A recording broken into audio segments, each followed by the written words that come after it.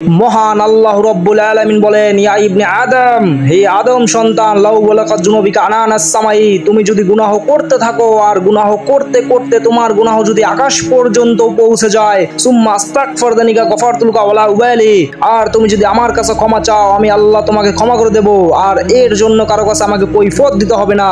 আল্লাহ রব্বুল আলামিন আরো বলে, ইয়া ইবনে আদম, হে আদম সন্তান, ইন্নাকা লাউলাকিতানি বিকুরাবি আরদি খাতাইয়া সুম্মা লাকিতানিল্লা